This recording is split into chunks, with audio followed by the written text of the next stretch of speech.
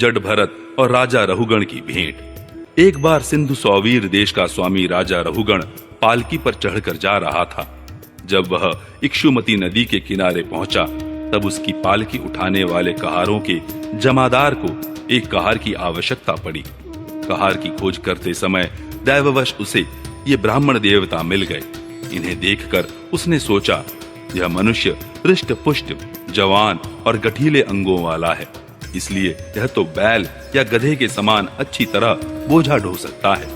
यह सोचकर उसने बेगार में पकड़े हुए अन्य कहारों के साथ इन्हें भी बलात् पकड़कर पालकी में जोड़ दिया। महात्मा भरत जी यद्यपि किसी प्रकार इस कार्य के योग्य नहीं थे, तो भी वे बिना कुछ बोले चुपचाप पालकी को उठा ले चले। वे द्विजवर कोई जीव पैरों तले दब न जाए, उस डर से आगे की एक बाण पृथ्वी देखकर चलते थे, इसलिए दूसरे कहारों के साथ उनकी चाल का मेल नहीं खाता था। अतः जब पालकी टेढ़ी सीधी होने लगी तब यह देखकर राजा रहुगण ने पालकी उठाने वालों से कहा, अरे कहारो, अच्छी तरह चलो, पालकी को इस प्रकार ऊंची नीची करके क्यों चलते हो? तब अपने स्वामी का यह आक्षेप युक्त वचन सुनकर कहारों को डर लगा कि कहीं राजा उन्हें दंड न दे, इसलिए उन्होंने राजा से इस प्रकार निवेदन किया, महाराज, यह हमारा प्रमाद नहीं है। हम आपकी नियम मर्यादा के अनुसार ठीक ठीक ही पालकी ले चल रहे हैं। यह एक नया कहार अभी अभी पालकी में लगाया गया है, तो भी यह जल्दी जल्दी नहीं चलता। हम लोग इसके साथ पालकी नहीं ले जा सकते।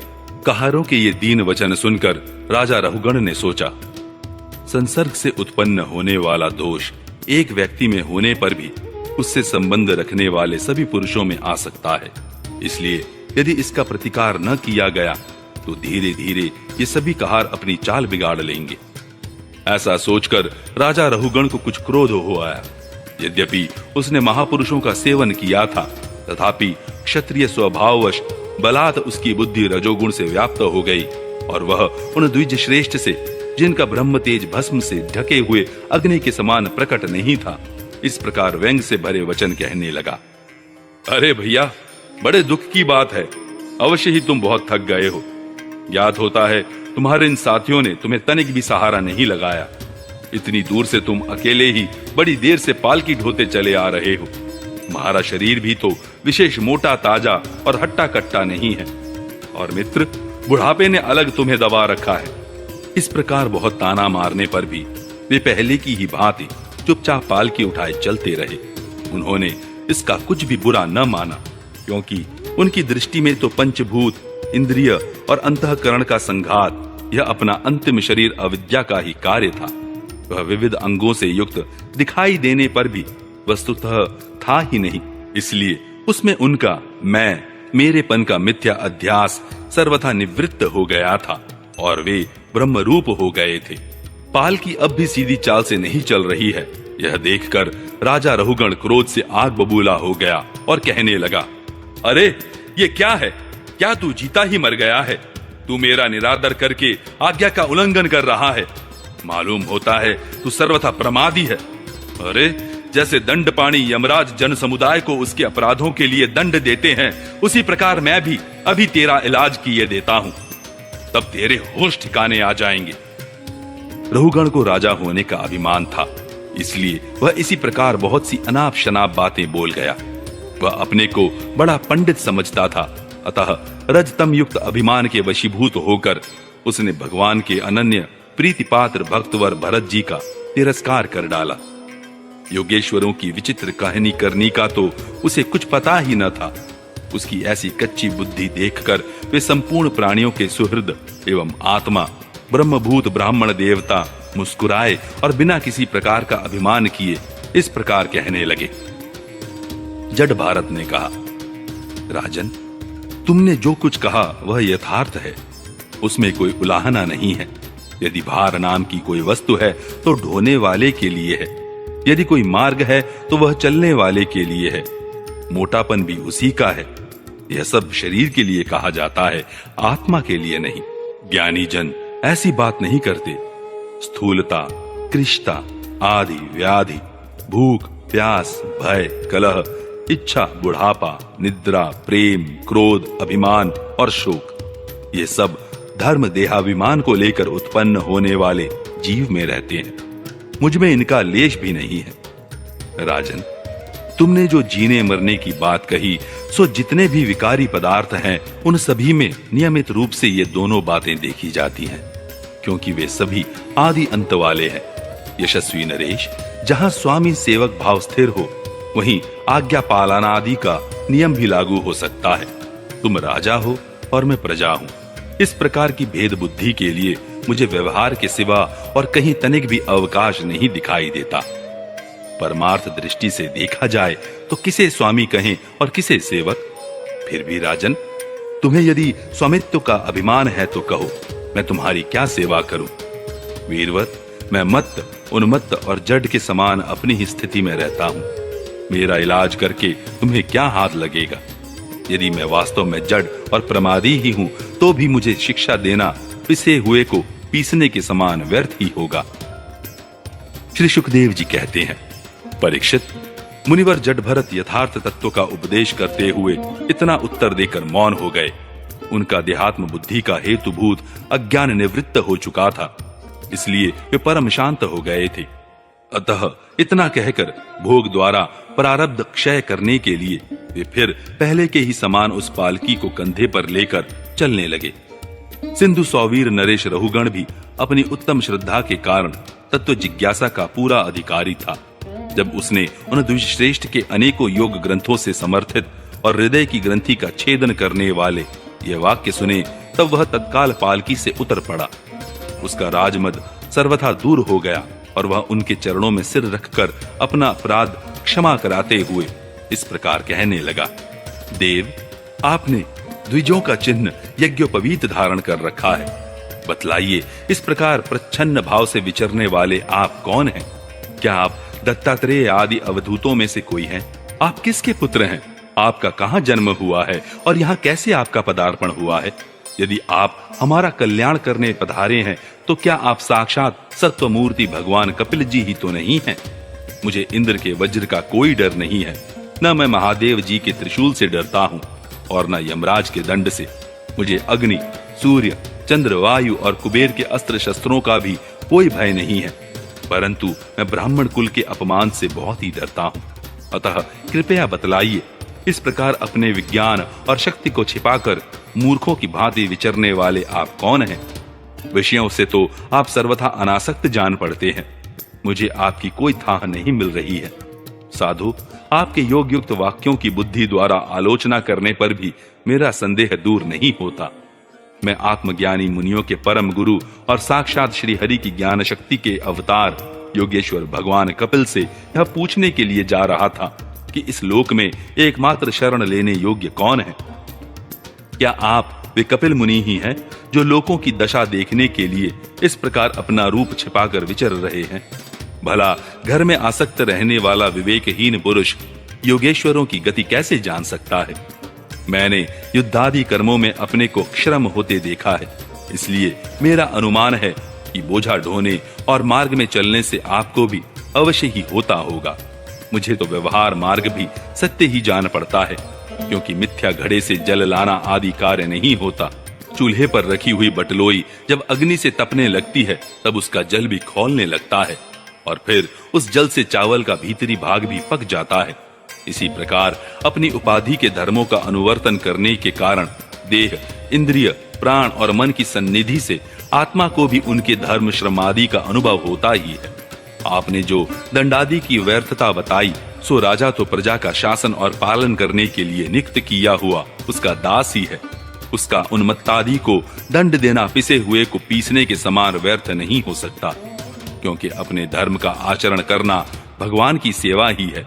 उसे करने वाला व्यक्ति अपनी संपूर्ण पाप राशि को नष्ट कर देता है। दीन बंधो, राजत्व के अभिमान से उन्मत्त होकर मैंने आप जैसे परम साधु की अवज्ञा की है। अब आप ऐसी कृपा दृष्टि कीजिए जिससे इस साधु अवज्ञा रूप अपराध से मैं मुक्त हो जाऊं। आप देहाभिमान्य शून्य और विश्व बंधु श्री हरि के अनन्य भक्त हैं, इसलिए सब में समान दृष्टि होने से इस मानापमान के कारण आप में कोई विकार नहीं हो सकता। तथापि एक महापुरुष का अपमान करने के कारण मेरे जैसा पुरुष साक्षात त्रिशूल पाणी महादेव जी के समान प्रभावशाली होने पर भी अपने अपराध से अवश्य थोड़े ही काल में नष्ट हो जाएगा। राजा रहुगण को भरत जी का उपदेश। जड़ भरत ने कहा, राजन, तुम अज्ञानी होने पर भी पंडितों के समान ऊपर ऊपर की तर्क वितर्क युक्त बात कह रहे हो, इसलिए श्रेष्ठ ज्ञानियों में तुम्हारी गणना नहीं हो सकती। तत्वज्ञानी पुरुष इस अविचार सिद्ध स्वामी सेवक आदि व्यवहार को तत्व विचार के समय सत्य रूप से स्वीकार नहीं करते। लौकिक व्यवहार के समान ही वैदिक व्यवहार भी सत्य नहीं है, क्योंकि वेद वाक्य भी अधिकतर गृहस्थ जनोचित यज्ञ विधि के विस्तार में ही व्यस्त है।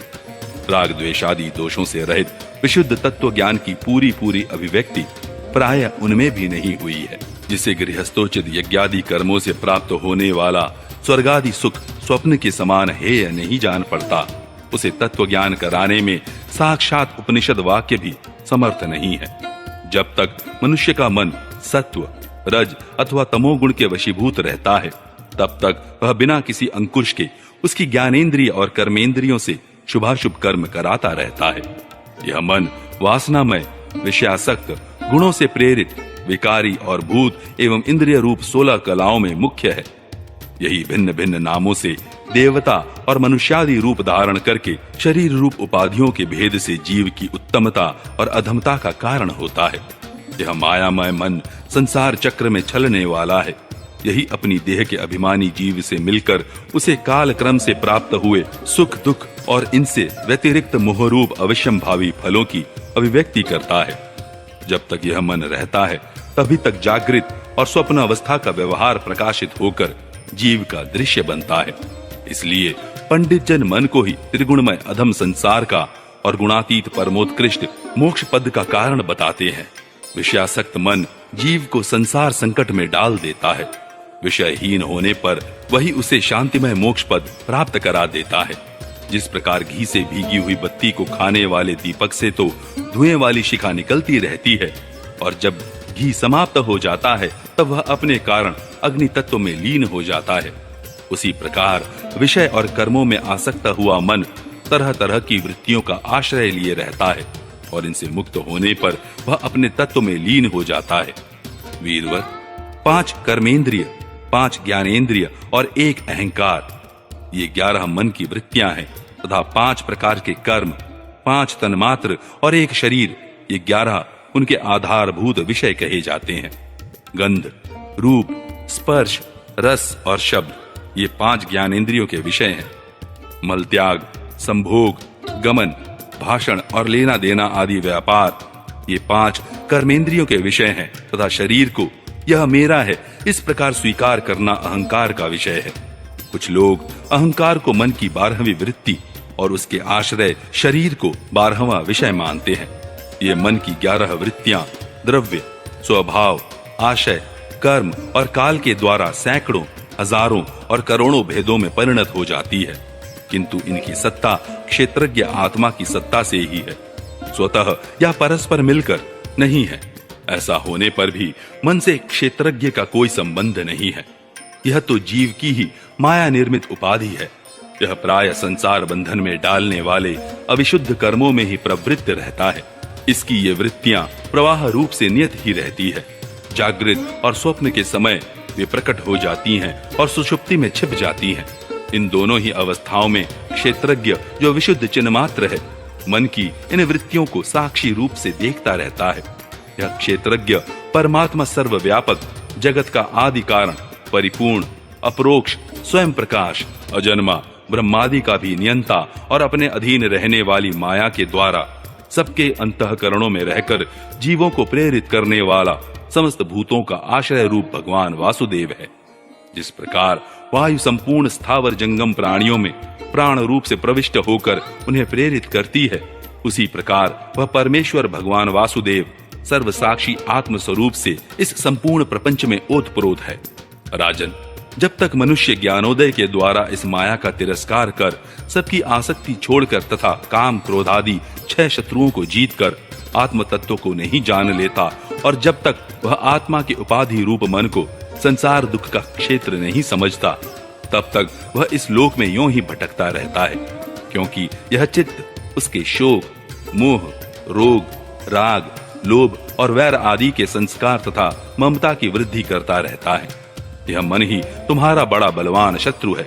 तुम्हारी उपेक्षा करने से इसकी शक्ति और भी बढ़ गई है। यह यद्यपि स्वयं तो सर्वथा मिथ्या है, तथापि इसने तुम्हारे आत्म स्वरूप को आच्छादित कर रखा है। इसलिए तुम सावधान होकर श्री गुरु और हरि के चरणों की उपासना के अस्त्र से इसे मार डालो। रहुगण का प्रश्न और भरत जी का समाधान। राजा रहुगण ने कहा, भगवान, मैं आपको नमस्कार करता हूं।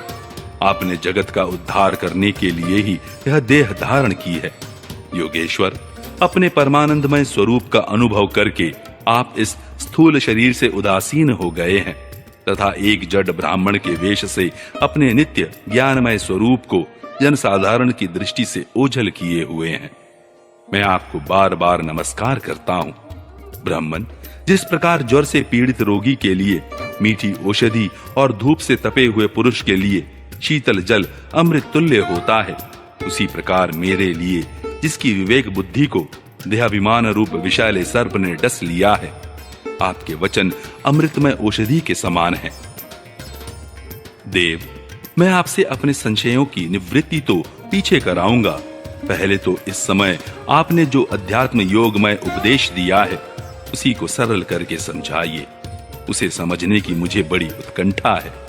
योगेश्वर, आपने जो यह कहा कि भार उठाने की क्रिया तथा उससे जो श्रम रूप फल होता है, वे दोनों ही प्रत्यक्ष होने पर भी केवल व्यवहार मूलक ही है, वास्तव में सत्य नहीं है। वे तत्व विचार के सामने कुछ भी नहीं ठहरते। सो इस विषय में मेरा मन चक्कर खा रहा है। आपके इस कथन का मर्म मेरी समझ में नहीं आ रहा है। जड़ भरत ने कहा, पृथ्वीपते, यह देह पृथ्वी का विकार है। पाषाण आदि से इसका क्या भेद है? जब यह किसी कारण से पृथ्वी पर चलने लगता है, तब इसके भारवाही आदि नाम पड़ जाते हैं। इसके दो चरण हैं। उनके ऊपर क्रमशः टखने, पिंडली, घुटने, जांघ, कमर, वक्षस्थल, गर्दन और कंधे आदि अंग हैं। कंधों के ऊपर लकड़ी की पालकी रखी हुई है। उसमें भी सौवीर राज नाम का एक पार्थिव विकार ही है, जिसमें आत्मबुद्धि रूप अभिमान करने से तुम, मैं सिंधु देश का राजा हूं, इस प्रबल मद से अंधे हो रहे हो। किंतु इसी से तुम्हारी कोई श्रेष्ठता सिद्ध नहीं होती।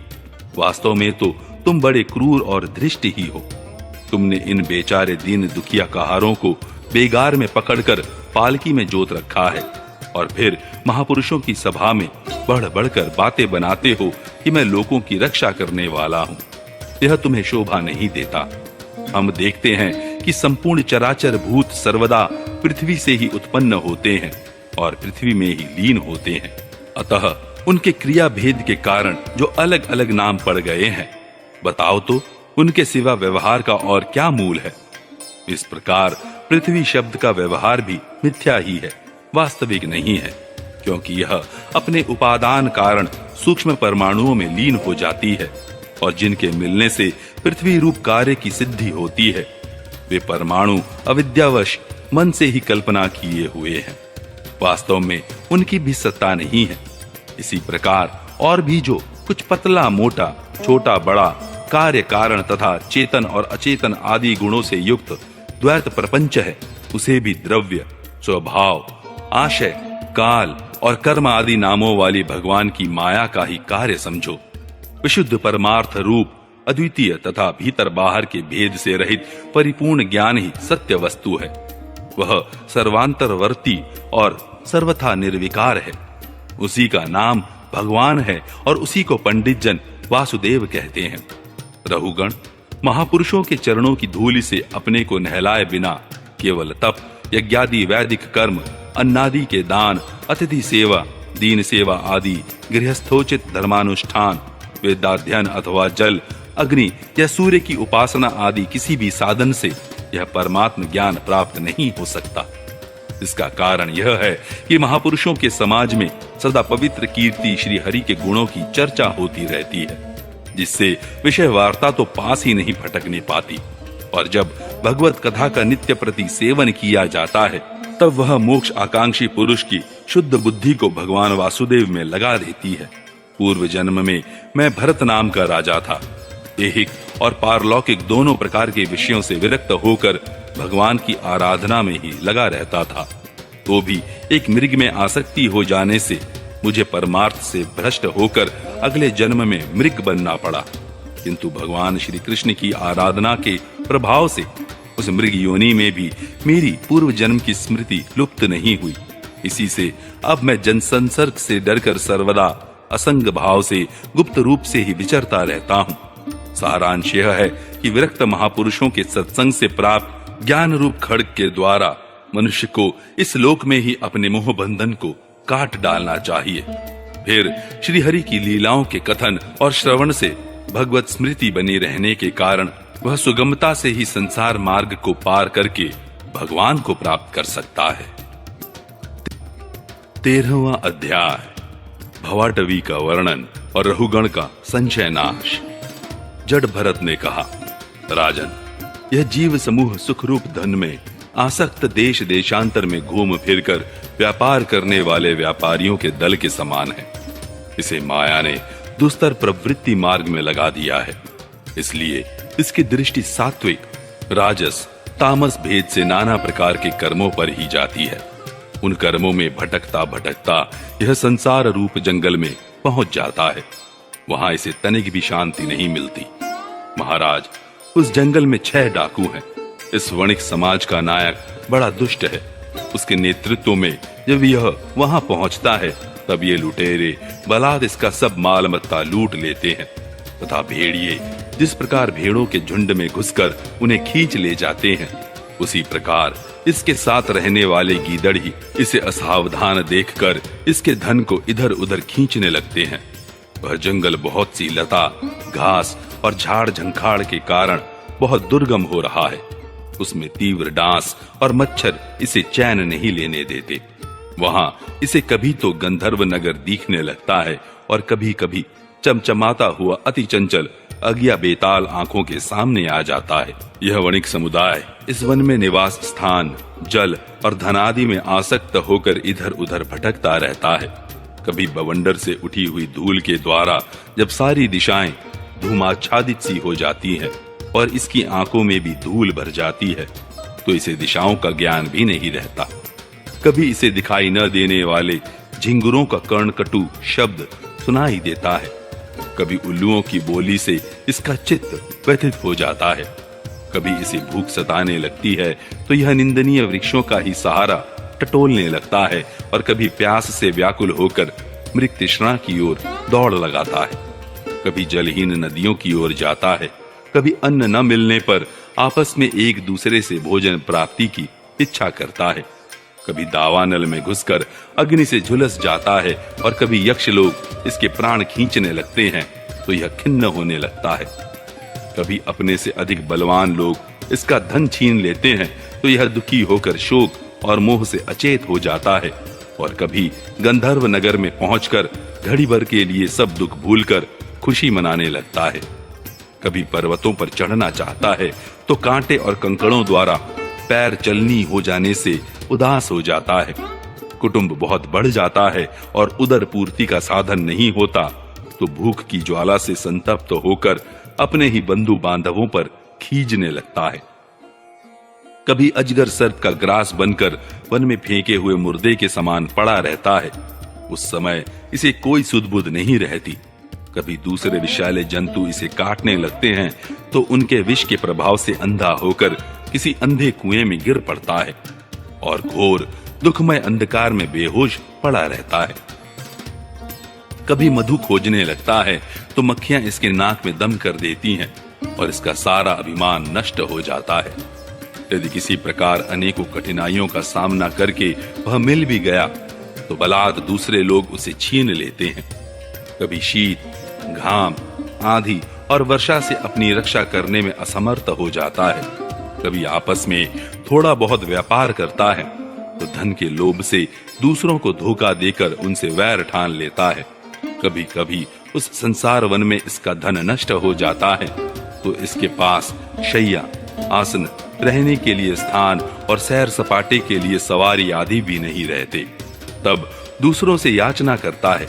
मांगने पर भी दूसरे से जब उसे अभिलषित वस्तु नहीं मिलती, तब पराई वस्तुओं पर अनुचित दृष्टि रखने के कारण इसे बड़ा तिरस्कार सहना पड़ता है। इस प्रकार व्यवहारिक संबंध के कारण एक दूसरे से द्वेष भाव बढ़ जाने पर भी वह वणिक समूह आपस में विवाह आदि संबंध स्थापित करता है और फिर इस मार्ग में तरह तरह के कष्ट और धनक्षय आदि संकटों को भोगते भोगते मृतकवत हो जाता है।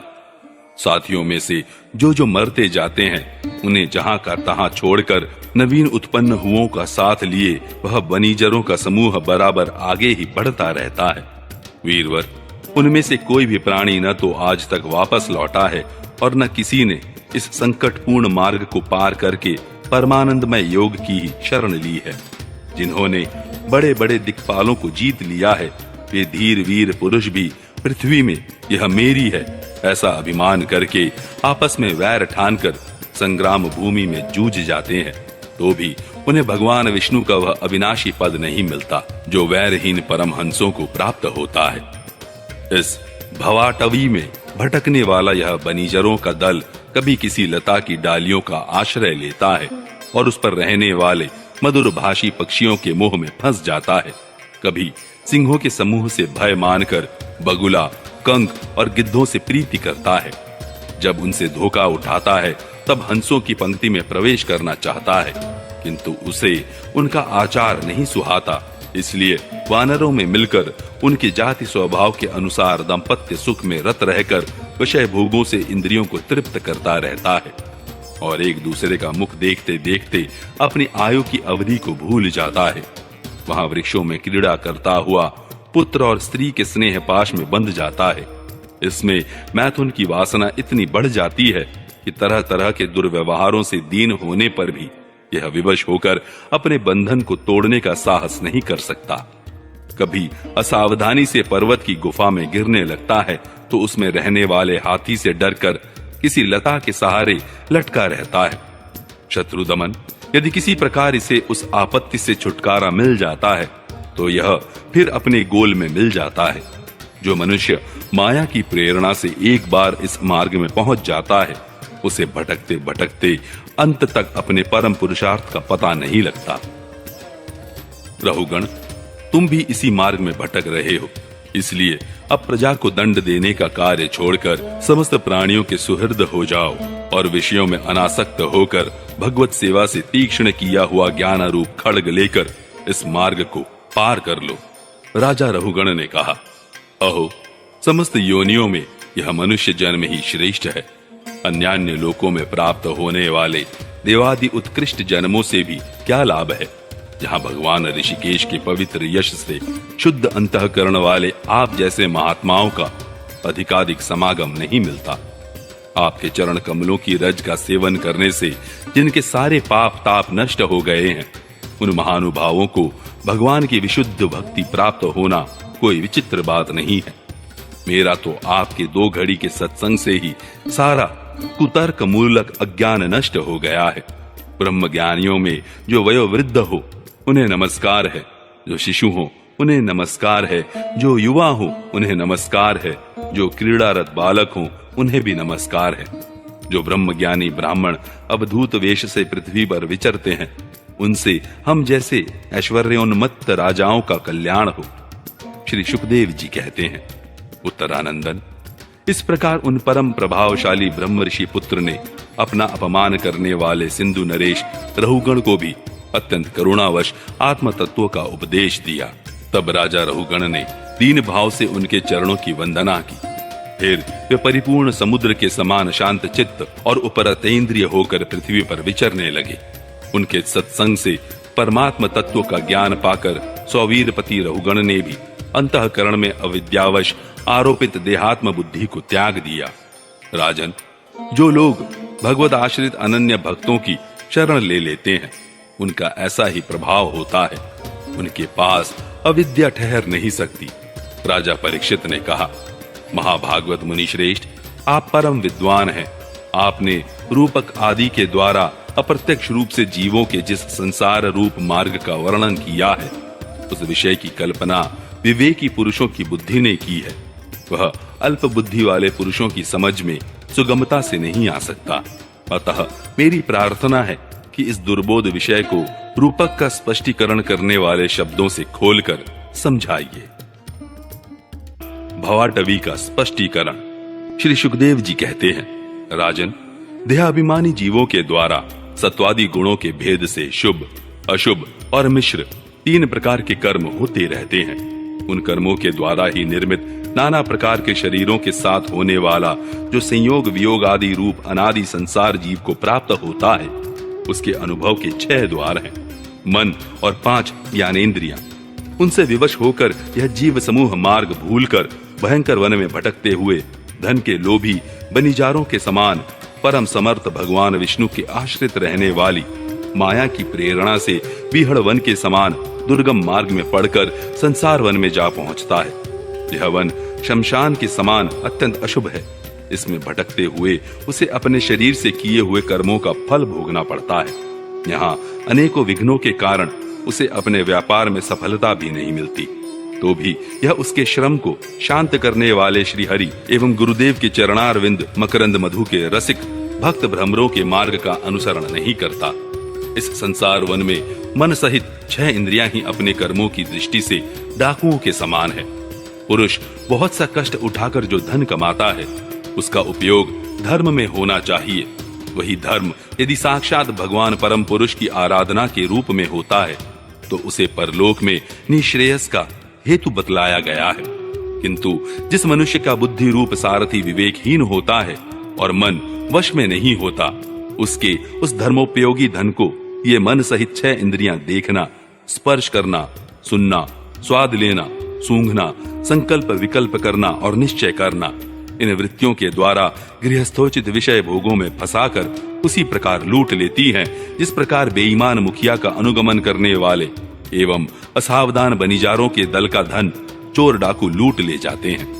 ये ही नहीं, उस संसार वन में रहने वाले उसके कुटुंबी भी, जो नाम से तो स्त्री पुत्रादि कहे जाते हैं, किंतु कर्म जिनके साक्षात भेड़ियों और गीदड़ों के समान होते हैं, उस अर्थलोलुप कुटुंबी के धन को उसकी इच्छा न रहने पर भी उसके देखते देखते इस प्रकार छीने ले जाते हैं, जैसे भेड़िए गड़रियों से सुरक्षित भेड़ों को उठा ले जाते हैं।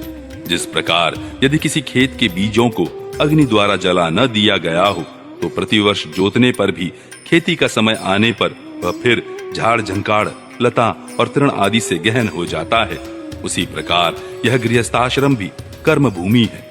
इसमें भी कर्मों का सर्वथा उच्छेद कभी नहीं होता, क्योंकि यह घर कामनाओं की पिटारी है। उस गृहस्थाश्रम में आसक्त हुए व्यक्ति के धन रूप बाहरी प्राणों को डांस और मच्छरों के समान नीच पुरुषों से तथा टिड्डी, पक्षी, चोर और चूहे आदि से क्षति पहुंचती रहती है। कभी इस मार्ग में भटकते भटकते यह अविद्या, कामना और कर्मों से कलुषित हुए अपने चित्त से दृष्टि दोष के कारण इस मर्त्य लोक को, जो गंधर्व नगर के समान असत्य है, सत्य समझने लगता है। फिर खान पान और स्त्री प्रसंगादि व्यसनों में फंसकर मृग तृष्णा के समान मिथ्या विषयों की ओर दौड़ने लगता है।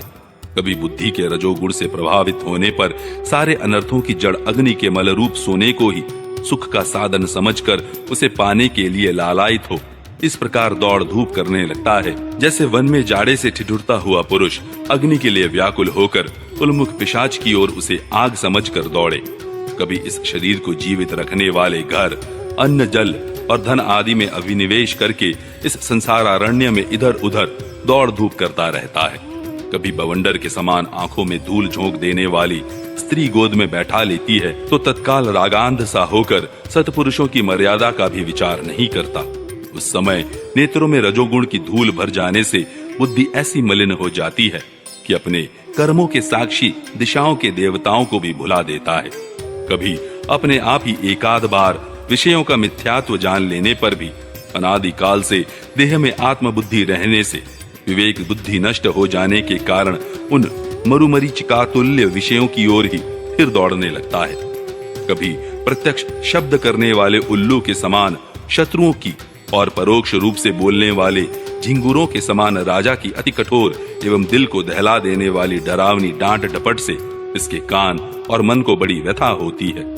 पूर्व पुण्य क्षीण हो जाने पर यह जीवित ही मुर्दे के समान हो जाता है, और जो कारस्कर एवं काकतुंड आदि जहरीले फलों वाले पाप वृक्षों, इसी प्रकार की दूषित लताओं और विषैले कुओं के समान है, तथा जिनका धन इस लोक और परलोक दोनों के ही काम में नहीं आता और जो जीते हुए भी मुर्दे के समान है, उन कृपण पुरुषों का आश्रय लेता है। कभी असत पुरुषों के संग से बुद्धि बिगड़ जाने के कारण सूखी नदी में गिरकर दुखी होने के समान इस लोक और परलोक में दुख देने वाले पाखंड में फंस जाता है।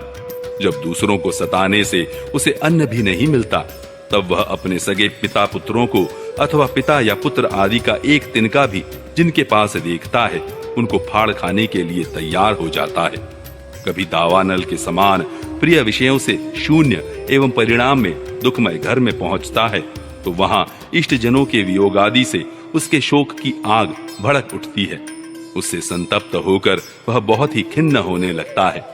कभी काल के समान भयंकर राजकुल रूप राक्षस इसके परम प्रिय धन रूप प्राणों को हर लेता है, तो यह मरे हुए के समान निर्जीव हो जाता है। कभी मनोरथ के पदार्थों के समान अत्यंत असत पिता पितामह आदि संबंधों को सत्य समझकर उनके सहवास से स्वप्न के समान क्षणिक सुख का अनुभव करता है। गृहस्थ आश्रम के लिए जिस कर्म विधि का महान विस्तार किया गया है, उसका अनुष्ठान किसी पर्वत की कड़ी चढ़ाई के समान ही है।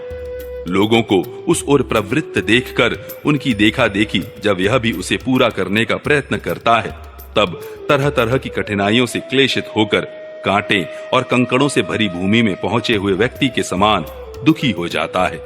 कभी पेट की असह्य ज्वाला से अधीर होकर अपने कुटुंब पर ही बिगड़ने लगता है। फिर जब निद्रा रूप अजगर के चंगुल में फंस जाता है, तब अज्ञान रूप घोर अंधकार में डूबकर सूने वन में फेंके हुए मुर्दे के समान सोया पड़ा रहता है। उस समय इसे किसी बात की सुधि नहीं रहती। कभी दुर्जन रूप काटने वाले जीव इतना काटते तिरस्कार करते हैं कि इसके गर्व रूप दांत, जिनसे यह दूसरों को काटता था, टूट जाते हैं। तब इसे अशांति के कारण नींद भी नहीं आती तथा मर्म वेदना के कारण क्षण क्षण में विवेक शक्ति क्षीण होते रहने से अंत में अंधे की भांति यह नरक रूप अंधे कुएं में जा गिरता है। कभी विषय सुख रूप मधुकणों को ढूंढते ढूंढते जब यह लुक छिपकर पर स्त्री या परधन को उड़ाना चाहता है, तब उनके स्वामी या राजा के हाथ से मारा जाकर ऐसे नरक में जा गिरता है जिसका ओर छोर नहीं है। इसी से ऐसा कहते हैं कि प्रवृत्ति मार्ग में रहकर किए हुए लौकिक और वैदिक दोनों ही प्रकार के कर्म जीव को संसार की ही प्राप्ति कराने वाले हैं। यदि किसी प्रकार राजा आदि के बंधन से छूट भी गया, तो अन्याय से अपहरण किए हुए उन स्त्री और धन को देवदत्त नाम का कोई दूसरा व्यक्ति छीन लेता है और उससे विष्णु मित्र नाम का कोई तीसरा व्यक्ति झटक लेता है। इस प्रकार वे भोग एक पुरुष से दूसरे पुरुष के पास जाते रहते हैं, एक स्थान पर नहीं ठहरते। कभी कभी शीत और वायु आदि अनेकों आदि दैविक आदि भौतिक और आध्यात्मिक दुख की स्थितियों के निवारण करने में समर्थ न होने से यह अपार चिंताओं के कारण उदास हो जाता है। कभी परस्पर लेन देन का व्यवहार करते समय किसी दूसरे का थोड़ा सा दमड़ी भर अथवा इससे भी कम धन चुरा लेता है, तो इस बेईमानी के कारण उससे वैर ठन जाता है। राजन, इस मार्ग में इन विघ्नों के अतिरिक्त सुख दुख, राग द्वेष, भय, अभिमान, प्रमाद, उन्माद, शोक, मोह, लोभ, मात्सर्य, ईर्ष्या, अपमान, क्षुधा पिपासा आदि व्याधि, जन्म, जरा और मृत्यु आदि और भी अनेकों विघ्न हैं। किसी समय देव माया रूपिणी स्त्री के बाहुपाश में पड़कर विवेकहीन हो जाता है, तब उसी के लिए विहार भवन आदि बनवाने की चिंता में ग्रस्त रहता है तथा उसी के आश्रित रहने वाले पुत्र, पुत्री और अन्यान्य स्त्रियों के मीठे मीठे बोल, चितवन और चेष्टाओं में आसक्त होकर उन्हीं में चित्त फंस जाने से वह इंद्रियों का दास अपार अंधकारमय नरकों में गिरता है। काल चक्र साक्षात भगवान विष्णु का आयुध है। वह परमाणु से लेकर द्विपरार्ध पर्यंत क्षण, घाटी आदि अवयवों से युक्त है। वह निरंतर सावधान रहकर घूमता रहता है। जल्दी जल्दी बदलने वाली बाल्य, यौवन आदि अवस्थाएं ही उसका वेग है। उसके द्वारा वह ब्रह्मा से लेकर शुद्राति शुद्र तृण पर्यंत सभी भूतों का निरंतर संहार करता रहता है। कोई भी उसकी गति में बाधा नहीं डाल सकता। उससे भय मानकर भी जिनका यह काल चक्र निज आयुध है, उन साक्षात भगवान यज्ञ पुरुष की आराधना छोड़कर यह मंदमती मनुष्य पाखंडियों के चक्कर में पड़कर उनके कंक, गिद्ध, बगुला और बटेर के समान आर्य शास्त्र बहिष्कृत देवताओं का आश्रय लेता है, जिनका केवल वेद बाह्य अप्रामाणिक आगमों ने ही उल्लेख किया है। यह पाखंडी तो स्वयं ही धोखे में है। जब यह भी उनकी ठगाई में आकर दुखी होता है तब ब्राह्मणों की शरण लेता है, किंतु उपनयन संस्कार के अनंतर श्रौत स्मार्त कर्मों से भगवान यज्ञ पुरुष की आराधना करना आदि जो उनका शास्त्रोक्त आचार है वह इसे अच्छा नहीं लगता। इसलिए वेदोक्त आचार के अनुकूल अपने में शुद्धि न होने के कारण यह कर्म शून्य शूद्र कुल में प्रवेश करता है, जिसका स्वभाव वानरों के समान केवल कुटुंब पोषण और स्त्री सेवन करना ही है। वहां बिना रोक टोक स्वच्छंद विहार करने से इसकी बुद्धि अत्यंत दीन हो जाती है और एक दूसरे का मुख देखना आदि विषय भोगों में फंसकर इसे अपने मृत्यु काल का भी स्मरण नहीं होता। वृक्षों के समान जिनका लौकिक सुख ही फल है, उन घरों में ही सुख मानकर वानरों की भांति स्त्री पुत्रादि में आसक्त होकर यह अपना सारा समय मैथुनादि विषय भोगों में ही बिता देता है। इस प्रकार प्रवृत्ति मार्ग में पड़कर सुख दुख भोगता हुआ यह जीव रोग रूपी गिरी गुहा में फंसकर उसमें रहने वाले मृत्यु रूप हाथी से डरता रहता है। कभी कभी शीत, वायु आदि अनेक प्रकार के आदि दैविक, आदि भौतिक और आध्यात्मिक दुखों की निवृत्ति करने में जब असफल हो जाता है तब उस समय अपार विषयों की चिंता से यह खिन्न हो उठता है। कभी आपस में क्रय विक्रय आदि व्यापार करने पर बहुत कंजूसी करने से इसे थोड़ा सा धन हाथ लग जाता है। कभी धन नष्ट हो जाने से जब इसके पास सोने, बैठने और खाने आदि की भी कोई सामग्री नहीं रहती, तब अपने अभीष्ट भोग न मिलने से यह उन्हें चोरी आदि बुरे उपायों से पाने का निश्चय करता है। इससे इसे जहां तहां दूसरों के हाथ से बहुत अपमानित होना पड़ता है। इस प्रकार धन की आसक्ति से परस्पर वैर भाव बढ़ जाने पर भी यह अपनी पूर्व वासनाओं से विवश होकर आपस में विवाह आदि संबंध करता और छोड़ता रहता है। इस संसार मार्ग में चलने वाला यह जीव अनेक प्रकार के क्लेश और विघ्न बाधाओं से बाधित होने पर भी मार्ग में जिस पर जहां आपत्ति आती है अथवा जो कोई मर जाता है उसे जहां का तहां छोड़ देता है तथा नए जन्मे हुओं का साथ लगाता है। कभी किसी के लिए शोक करता है, किसी का दुख देखकर मूर्छित हो जाता है, किसी के वियोग होने की आशंका से भयभीत हो उठता है, किसी से झगड़ने लगता है, कोई आपत्ति आती है तो रोने चिल्लाने लगता है, कहीं कोई मन के अनुकूल बात हो गई तो प्रसन्नता के मारे फूला नहीं समाता, कभी गाने लगता है और कभी उन्हीं के लिए बंधन में भी नहीं हिचकता। साधु जन इसके पास कभी नहीं आते, यह साधु संग से सदा वंचित रहता है। इस प्रकार यह निरंतर आगे ही बढ़ रहा है। जहां से इसकी यात्रा आरंभ हुई है और जिसे इस मार्ग की अंतिम अवधि कहते हैं, उस परमात्मा के पास यह अभी तक नहीं लौटा है। परमात्मा तक तो योग शास्त्र की भी गति नहीं है। जिन्होंने सब प्रकार के दंड का त्याग कर दिया है, वे निवृत्ति परायण संयतात्मा मुनिजन ही उसे प्राप्त कर पाते हैं। जो दिग्गजों को जीतने वाले और बड़े बड़े यज्ञों का अनुष्ठान करने वाले राज ऋषि हैं, उनकी भी वहां तक गति नहीं है। वे संग्राम भूमि में शत्रुओं का सामना करके केवल प्राण परित्याग ही करते हैं तथा जिसमें यह मेरी है ऐसा अभिमान करके वैर ठाना था, उस पृथ्वी में ही अपना शरीर छोड़कर स्वयं परलोक को चले जाते हैं। इस संसार से वे भी पार नहीं होते। अपने पुण्य कर्म रूप लता का आश्रय लेकर यदि किसी प्रकार यह जीव इन आपत्तियों से अथवा नरक से छुटकारा पा भी जाता है तो फिर इसी प्रकार संसार मार्ग में भटकता हुआ इस जन समुदाय में मिल जाता है। यही दशा स्वर्ग आदि ऊर्ध्व लोकों में जाने वालों की भी है। राजन, राजा ऋषि भरत के विषय में पंडित जन ऐसा कहते हैं, जैसे गरुड़ जी की होड़ कोई मक्खी नहीं कर सकती, उसी प्रकार राज ऋषि महात्मा भरत के मार्ग का कोई अन्य राजा मन से भी अनुसरण नहीं कर सकता।